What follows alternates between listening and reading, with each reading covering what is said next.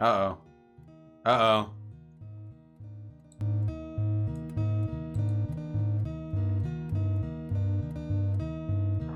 Listen up, guys. I know we're feeling down right now. And sometimes it feels like there's no way for us to move forward. But you gotta remember, everything we've done, everything we believe in, has been built on the work of socialists and anarchists who have suffered 1,000 times more than we have. People whose lives saw nothing but failure after failure. And after each failure, they would get back up and they would keep fighting for what they believe in. We suffer now, yeah, but imagine the Black Panther in the 60s or the Union leaders of the 1910s or 20s.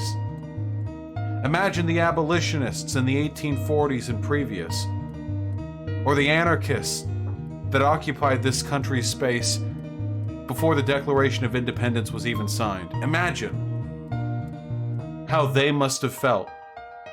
And in spite of the overwhelming despair they must have felt each time they got knocked down, their work built the path we now walk on. Whether Bernie Sanders wins or loses, whether Trump wins or loses, the struggle continues all the same. There will always be an adversary. And there will always be the overwhelming hegemonic weight of those who would see our agenda pushed into the dirt. But that's okay, because we thrive in adversity. That's okay, because if there is anything the performance of our ancestors has shown us, it's the fact that it is in these times of desperation and struggle we are most capable of effecting change.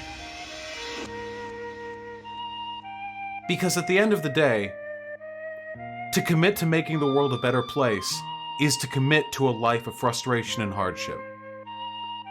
You throw yourself headfirst into the inequalities of this world. You don't turn your backs on them, you don't ignore them because it's easy, even though many of you probably could. You choose to stand up and face them and challenge them, and to expose yourself to all the suffering that comes along with it. And though sometimes it may seem as though there is no path forward for us, no opportunity for us to succeed, the fact remains that at this moment, even now, we are closer than ever before to achieving the world that we want to live in. And along the way, literally millions of human beings across this world have had their lives materially improved for the incredible tenacity, intelligence, perseverance, and empathy of you and the people you care about. Think of your friends, and think of your family, and think of all the cool-ass people you've met online.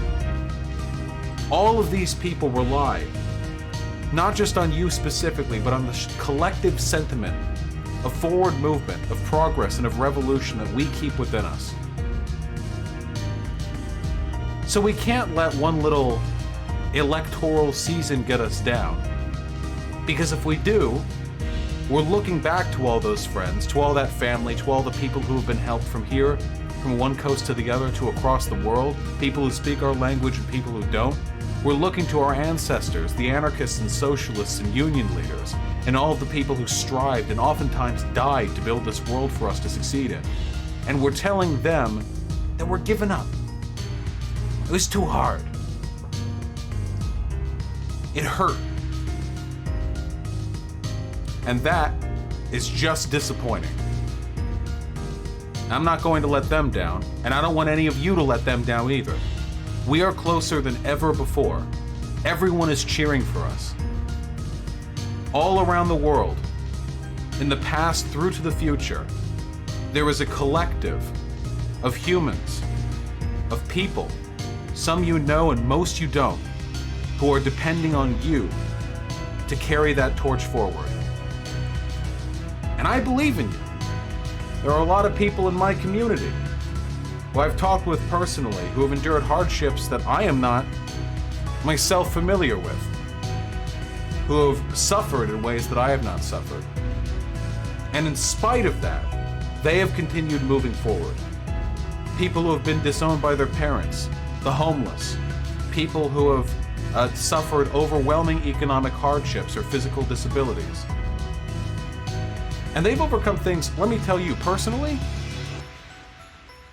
a hell of a lot harder than what we're going through now. So out of respect to those people, and to the legacy of the dead, and the futures of our children and our grandchildren, I remind you, don't take the black pill. Don't ruin this.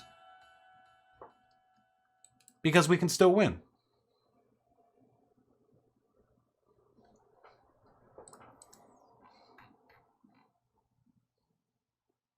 Alright, there we go. It's a good song. I had the, bust one out. Nailed it perfectly, timed it.